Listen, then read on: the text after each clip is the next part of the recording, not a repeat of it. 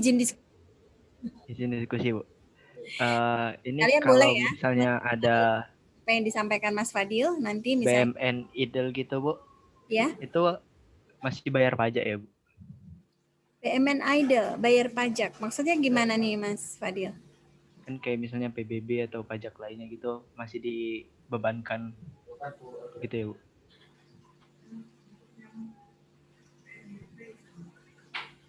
Idle.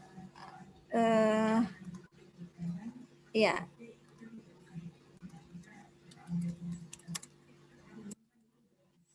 Masih ya kan PBB nggak ini ya.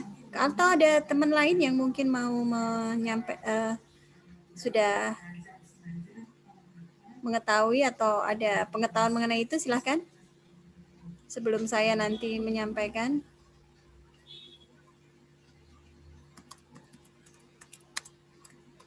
Izin, Bu. Ya, silahkan. Menurut saya sih masih tetap kalau untuk PBB itu masih tetap harus dibayar karena kan PBB itu kan melekat pada setiap bangunan apapun tanpa melihat itu BUMN Idle atau seperti apa itu pasti sudah kena PBB. Ya. Saya gitu.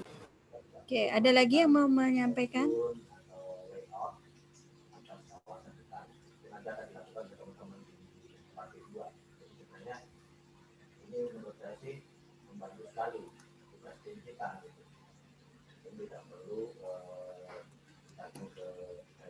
Ya, sebenarnya kalau untuk PBB ini kan berlaku semua ya, jadi pajak bumi dan bangunan.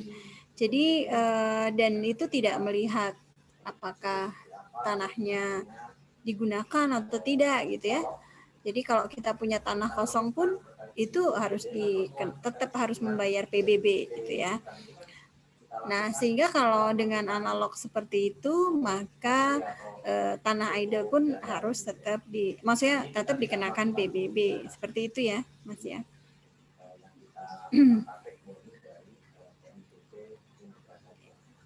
Ya, sehingga tadi kembali ke konsep yang dulu kita diskusikan bersama ya, bahwa udah tanahnya nggak kepakai gitu ya, kita kehilangan opportunity cost, di sisi lain biaya-biaya lain juga tetap keluar, ya nggak? Biaya pemeliharaan, biaya fixed cost ya, itu tetap harus keluar. Sehingga kita ruginya double ya. Kita nggak dapat manfaatnya ya, tapi di sisi lain kita juga harus mengeluarkan cost yang sifatnya rutin ya, seperti itu. Dan belum lagi nanti misalnya ada potensi atau ada risiko ya, risiko misalnya diakuisisi pihak lain. Nah, ini malah lebih bahaya lagi gitu ya.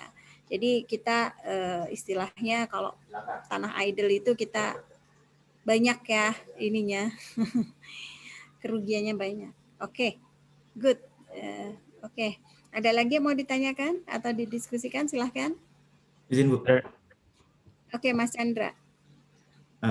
Sebenarnya penasaran doang sih, Bu. Kalau misalkan rumah dinas sama mobil dinas itu atas nama siapa ya, Bu? Negara atau KL, Bu?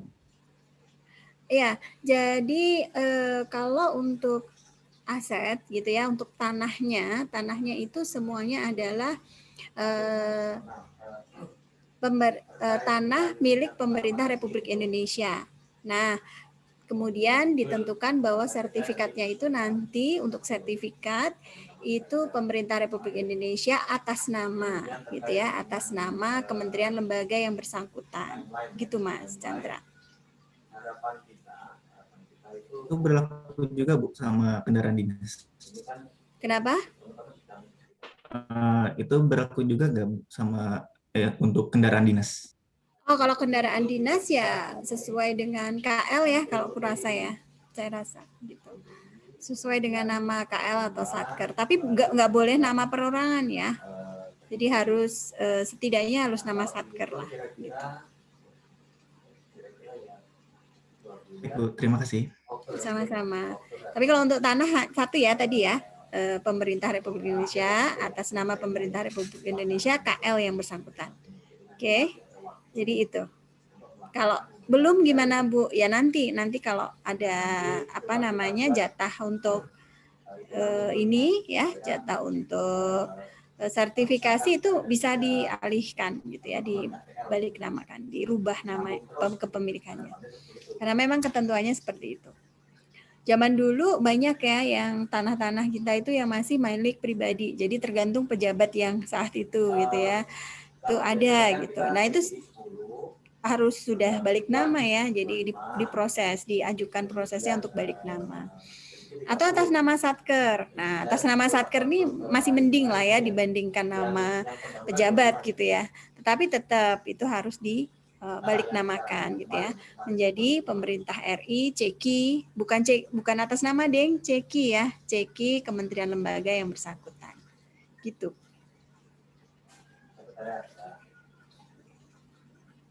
Oke, ada lagi yang mau didiskusikan? Yuk. Oh, berarti 30-30 ya. Karena kemarin Pak Hari minta ditambahin harinya.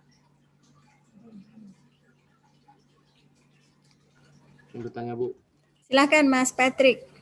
Kan silakan Bu, kalau kehilangan itu kan kita tidak bisa menentukan kan Bu. Jadi misalnya gimana kalau pengguna barang dalam suatu dinas kendaraannya udah dipasang gembok double Bu gitu kan, pengaman ganda, namun tetap hilang. Itu apakah tetap jadi tanggung jawab pengguna barang atau tidak Bu? Oke, jadi pada saat ini ya menentukan apakah ini kerugian negara atau tidak, maka ini kan dibentuk tim ya Mas Patrick ya.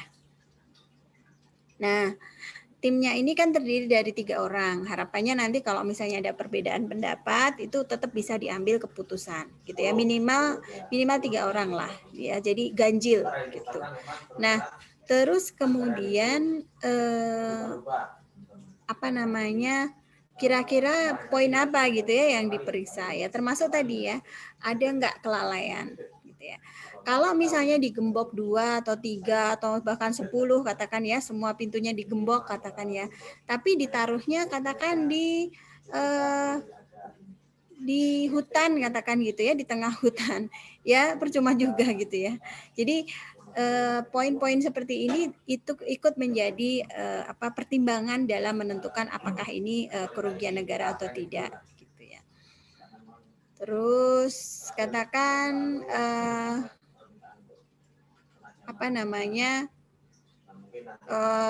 ditempatkan di tadi yang di daerah yang kosong, yang jauh dari ini ya gitu. Nah, yang memang rawan gitu ya. Digembok gitu ya, berapa banyak gitu ya, tapi ditaruh di lahan yang kosong, kemudian kalaupun dimasukkan ke dalam parkir garasi yang enggak ada pagernya, nah itu bisa menjadi pemberat Mas Patrick gitu. Karena kalau kayak gitu kan ya sama aja gitu ya, kita juga secara logika orang pasti bisa ngambil gitu ya, apalagi kalau kosong nggak ada yang ngawasin gitu ya. Nah ini jadi termasuk jadi poin-poin yang nanti akan diperhitungkan gitu. Nah memang paling amannya kalau kendaraan, apalagi kendaraan yang operasional ya, kendaraan operasional itu paling amannya nanti di parkirnya itu dibalikin ke kantor gitu ya. Kalau dibalikin ke kantor itu kan nggak ada alasan ini hilang karena keperluan di luar dinas gitu, nggak ada gitu ya. Jadi memang ini udah selesai untuk operasionalnya, kemudian dikembalikan ke kantor ya. Yang sering menjadi masalah di TGR gitu ya, yang sering menjadi ujungnya adalah ganti rugi, itu adalah yang dibawa ke rumah gitu ya. Saya bahkan pernah punya teman gitu ya, terus kemudian dia membawa mobilnya ke rumah gitu. Udah dikunci yang yang disetir itu ya. Kunci apa itu namanya? Kunci double lah ya. Udah dikunci ini dan kemudian kunci setir juga sudah. Nah, tetapi pada saat penelitiannya ternyata ketahuan bahwa dia itu lupa ngunci pagar gitu. Ternyata lupa ngunci pagar. Nah, ini dianggap lalai gitu. Seperti itu. Nah, memang ini menjadi tricky ya. Tricky, dan maksudnya kita juga di satu sisi kita harus memperhatikan ini ya, maksudnya ya pegawai itu bisa jadi tidak ini gitu ya, memang tidak ada niat ke sana. Tapi di sisi lain ada juga ya yang moral hazard, kerjasama dengan pihak lain kan gitu ya, pihak lain kemudian supaya dan ujungnya adalah mobil tersebut hilang intinya gitu. Nah ini yang dipagerin ya, jangan sampai kita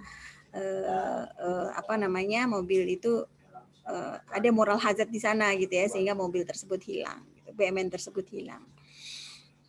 Dan ini penting ya buat kalian ya. Jadi misalnya katakan pengawasan seperti ini ya, itu memang harus ada. Nah, harus ada kayak misalnya SOP-nya ya, SOP untuk menentukan TGR atau tidaknya. Nah, kalian bisa searching ya di internet ya. Itu satker atau pengguna barang itu mereka biasanya pada udah membuat semacam kayak bisnis proses gitu. Kalian bisa kalau penasaran atau ini. Nah, ini karena levelnya ada di level pengguna barang gitu ya. Pengguna barang dalam hal ini yang memakai kan biasanya kuasa pengguna ya. Maka memang pengelola barang itu tidak menetapkan kebijakan sampai sejauh itu. Gitu ya. Itu menjadi kewenangan atau menjadi satu hal yang ditetapkan atau diatur oleh pengguna barang, cukup oleh pengguna barang. Jadi tidak sampai di pengelola barang. Ya, itu terlalu teknis gitu ya. Nah, kalian bisa searching ya di internet gitu ya. Itu banyak ya untuk pengamanan BMN. Dan kemudian untuk misalnya ada proses TGR apa yang harus dilakukan gitu ya. Timnya siapa aja. Nah, itu banyak. Ya. Di situ tergambar bagaimana mekanisme pengamanan BMN itu. Terutama ketika terjadi kehilangan.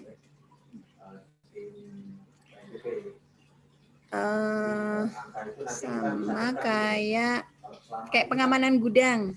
Nah, pengamanan gudang itu juga pengguna barang punya gitu. Ada yang pengguna barang punya, pada umumnya punya gitu ya. Seperti yang kemarin saya jelaskan ya. Misalnya pemegang kunci gudang itu harus ditunjuk dengan SK tim gitu ya. Jadi maksudnya dengan SK bukan SK-nya.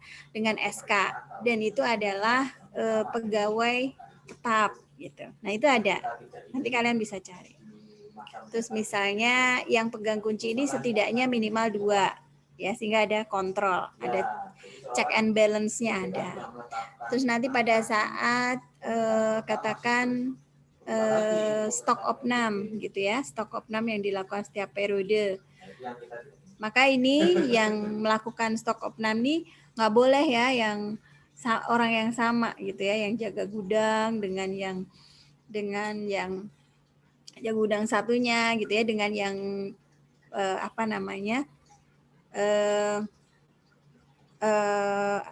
staf atau pelaksana yang memang ini.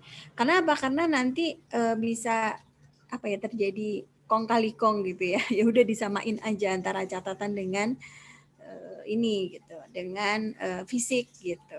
Nah, sehingga ini harus ada mekanismenya, harus ada sistem cek dan rechecknya. Dan nanti biasanya melibatkan kayak misalnya pegawai dari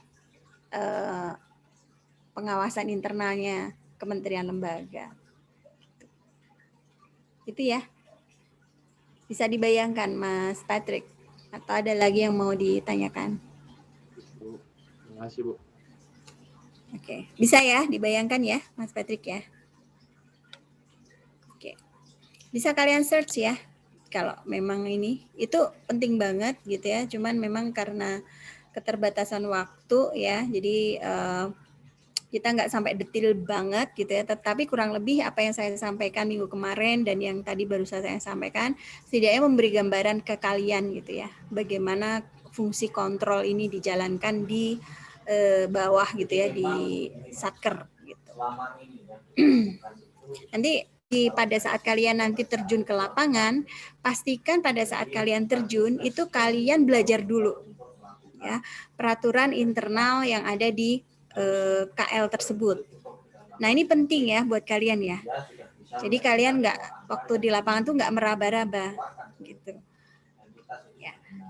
Yang kami sampaikan di sini itu kayak bekal gitu ya, bekal. Tapi pasti ada peraturan detail yang memang berbeda, kadang berbeda dari satu KL dan KL yang lain gitu ya.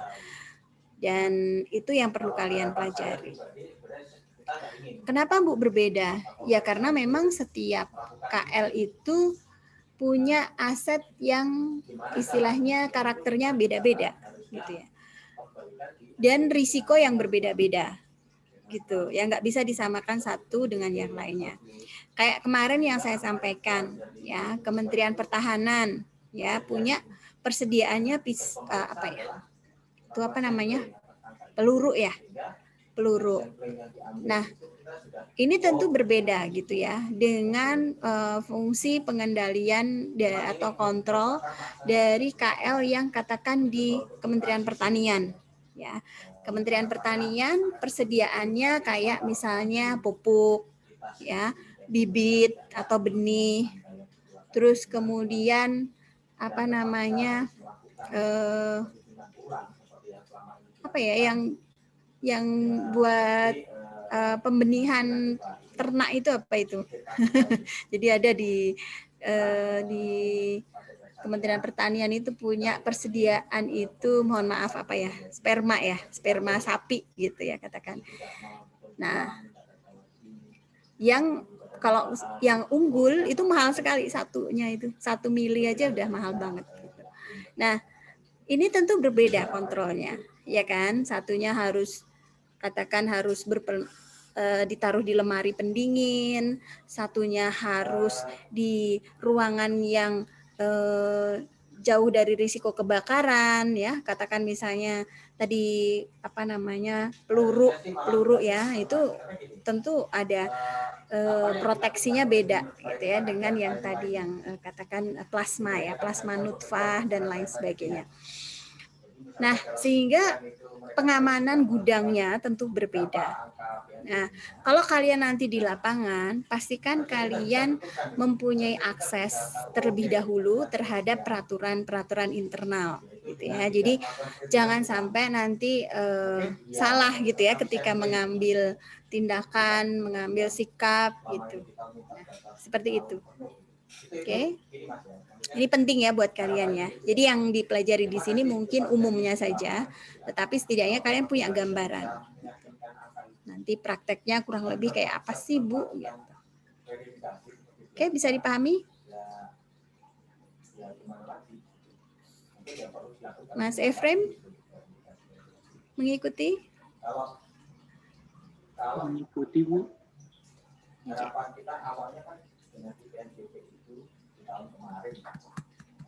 Ada lagi, silahkan.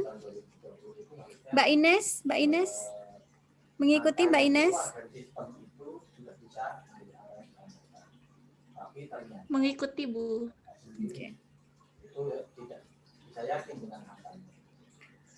Oke, ada lagi yang mau disampaikan atau ditanyakan, diskusikan, feel free ya.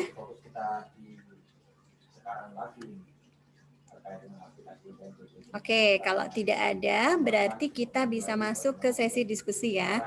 Nah, di sini saya punya 2 kasus, ya. Tetapi nanti kalian akan saya baginya tetap menjadi 8 grup ya, 8 grup yang mana setiap grup nanti mengambil 1 kasus yang nanti akan saya bagi. Ya. Kalau selama ini gimana? Nah, kasusnya yang pertama adalah yang terkait pengamanan ya, pengamanan BMN. Nah, di sini saya akan pengamanan BMN ini akan lebih ditekankan pada rumah negara, teman-teman. Ya, kemarin sebagian sudah saya sampaikan ya. Jadi ada beberapa kondisi gitu ya yang rumah negara ini menjadi apa namanya tidak aman gitu ya, dalam tanda kutip dikuasai oleh pihak ketiga gitu ya. Nah,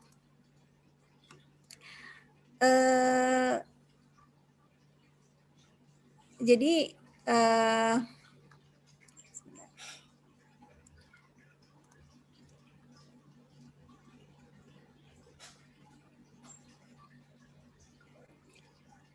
Jadi terkait BMN rumah negara tadi yang dikuasai oleh pihak yang nggak berhak tadi, ya, maka di sini langkah-langkah apa yang akan kalian lakukan gitu ya supaya pengamanan ini bisa dimaksimalkan.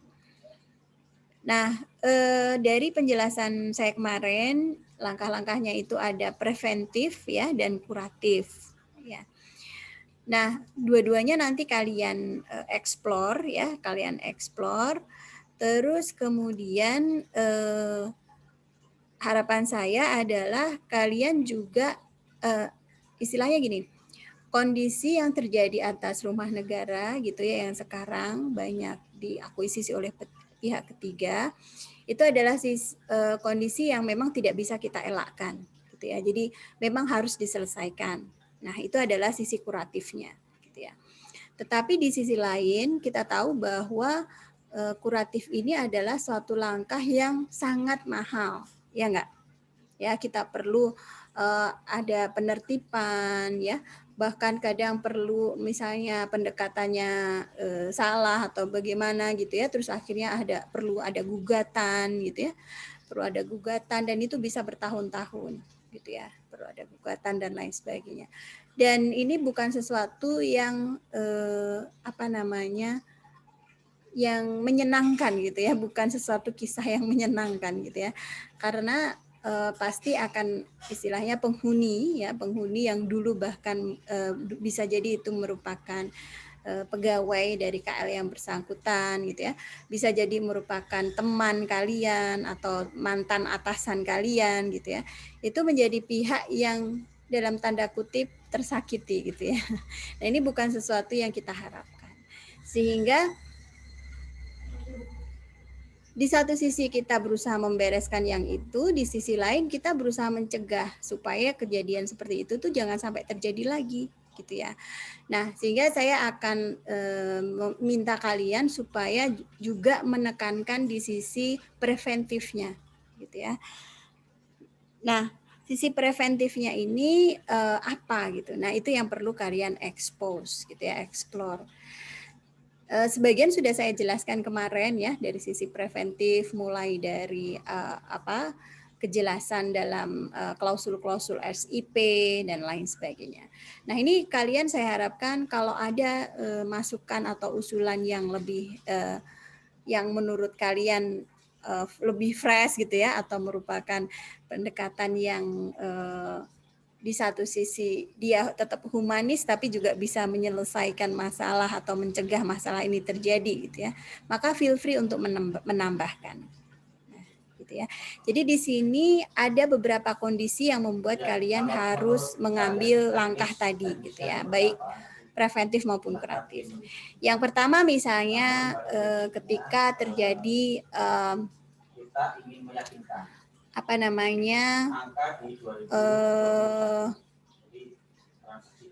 misalnya pegawai negeri yang bersangkutan itu sudah pensiun, katakan gitu ya. Pegawai negeri tersebut sudah pensiun. Nah, begitu pensiun dia kan sudah bukan PNS lagi ya. Gitu ya. Lebih disebutnya mantan PNS gitu ya, mantan gitu ya. Pensiun, sehingga dia otomatis tidak berhak lagi gitu ya, tidak berhak lagi. Nah, terus kemudian misalnya ada kondisi lain ketika misalnya mohon maaf PNS-nya sudah meninggal gitu ya. Nah, akhirnya yang menempati ini adalah keluarganya gitu ya, keluarganya. Nah, ini juga bukan sesuatu yang bisa dibenarkan gitu ya, karena yang berhak yang sesuai SIP itu adalah PNS yang bersangkutan beserta keluarganya gitu ya. Jadi ketika PNS yang bersangkutan sudah meninggal gitu ya, otomatis ini harus ada solusi gitu ya, karena rumah negara itu ada yang lebih membutuhkan, yaitu bagi PNS yang masih aktif. Terus kemudian kira-kira kondisi apa lagi yang bisa terbayangkan kalian? Kalian boleh ya mengembangkan kondisi yang lain. Selain dua itu apa lagi?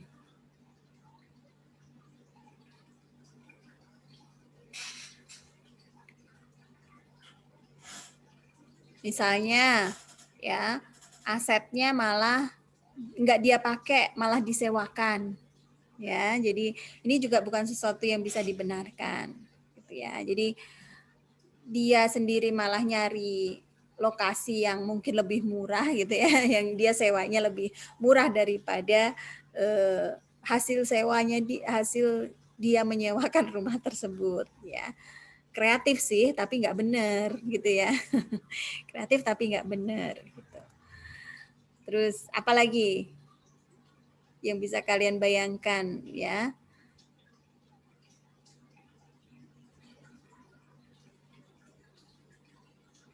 Apa kondisi apa lagi selain itu?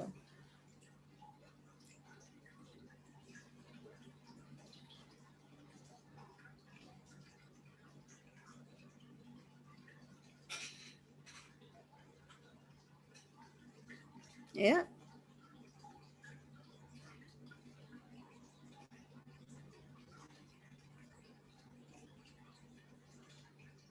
Izin Bu. Ya, silakan Mas. Sebagai jaminan gitu Bu, jaminan hutang atau apa? Ya, bisa. Nah, ini juga bisa ya, sebenarnya preventifnya juga bisa itu ya Mas ya, Mas Novitra. Nah, nanti itu yang kalian pikirkan. Atau misalnya dia pinjamkan ya, dia pinjamkan ke teman lain. Dianya mutasi gitu ya, terus kemudian dipinjamkan. Ya, dipinjamkan ke temannya kah, ke yang lain kah gitu ya.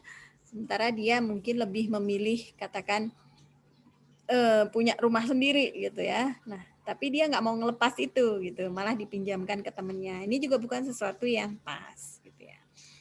Nah, kalian nanti bisa mengembangkan sendiri ya case-case-nya seperti apa dan kemudian pencegahannya, preventifnya dan kemudian kuratifnya seperti apa. Nah, pastikan kalian nanti menyentuh dua ini tadi ya, preventif dan kuratif untuk masing-masing sikon tadi, kondisi tadi. Oke, itu yang untuk pengamanan. Kira-kira pengamanan ada yang mau ditanyakan kah? Yang belum jelas dari requirement-nya, dari ininya, perintah. Dari perintahnya, ada yang belum jelas?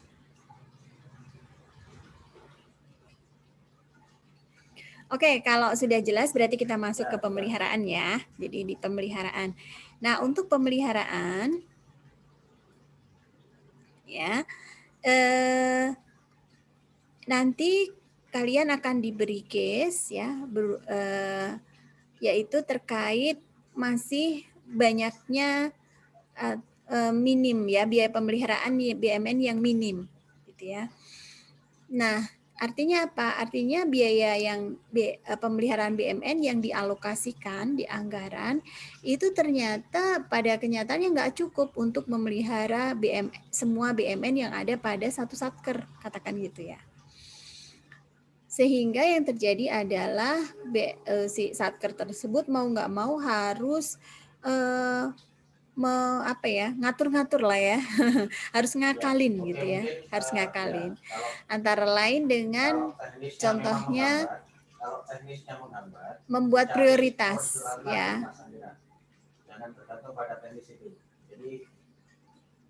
Membuat prioritas pemeliharaan ya. Jadi antara lain seperti itu. Nah, tadi juga saya sampaikan tujuannya seperti itu. Tapi ini kan bukan sesuatu yang tepat ya untuk membuat skala prioritas. Karena ini pasti akan berujung pada tidak optimalnya pemeliharaan tersebut ya. Sehingga BMN itu tidak bisa terpelihara secara normal lah seperti itu ya.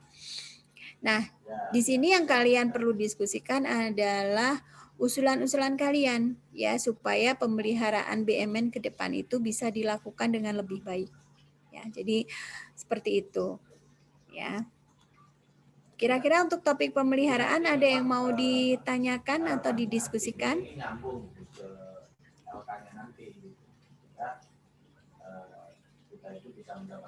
Sudah memahami yang saya minta, yang diminta oleh perintah soalnya sudah dipahami atau ada yang mau ditanyakan? Izin bertanya, Bu. Silahkan Mbak Rahma.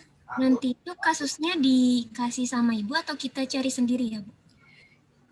Saya tidak akan sampai masuk ke dalam kasus ya. Tapi kalau kalian mau mengambil case, it's okay, gitu ya. Jadi kalian misalnya nih tadi kasus untuk yang pemeliharaan, katakan gitu ya.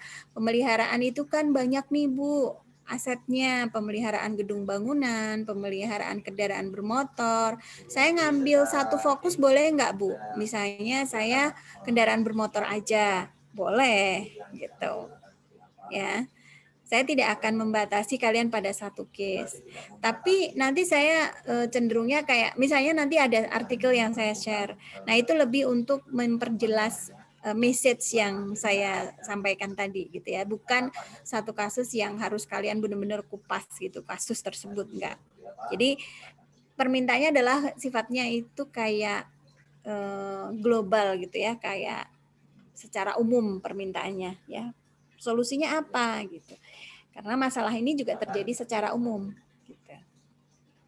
Nah, tapi kalau kalian mau mengambil case, Bu, saya ngambil yang gedung bangunan aja, Bu. Ya udah, atau tanah gitu.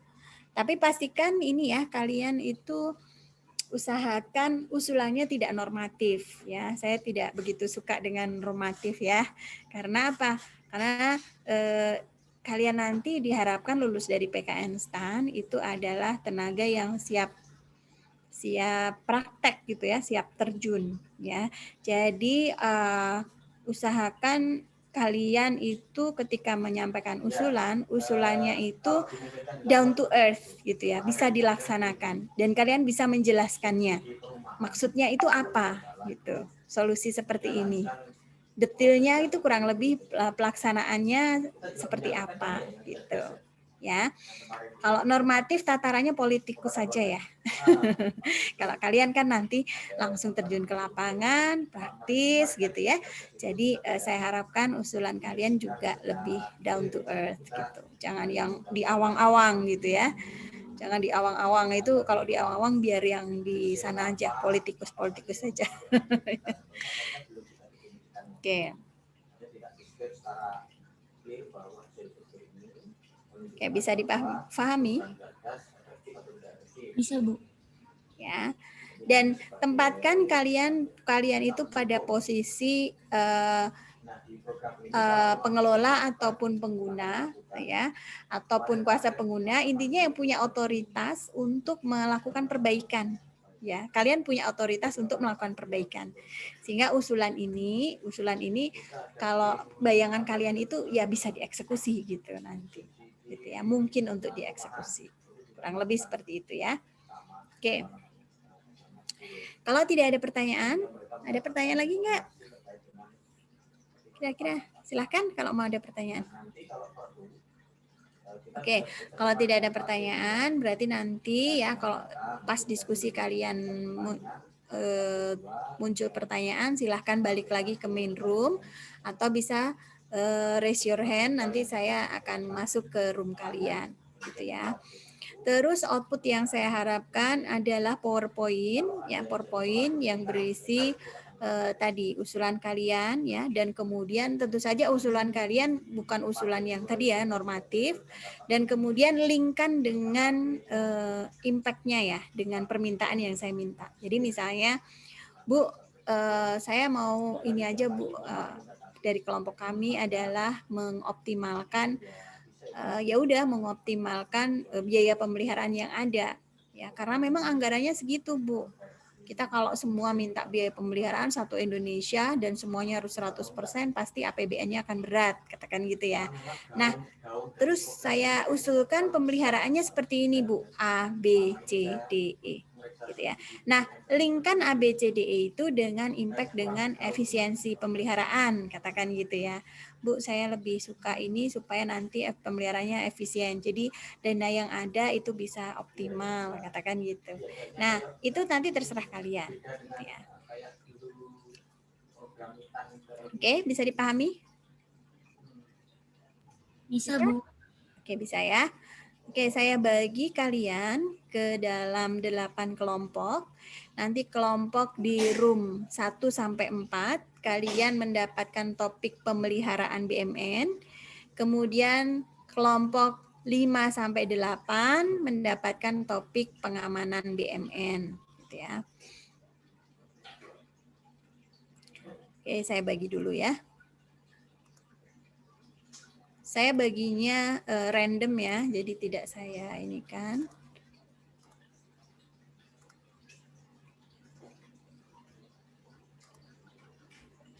Oh iya iya. Anggarannya ya. Coba aja balik karena ini kita sudah ada rencana di awal. Kalau memang bisa Sudah saya buka ya, silakan kalian ke sana. 4C itu kemarin juga bisa loh.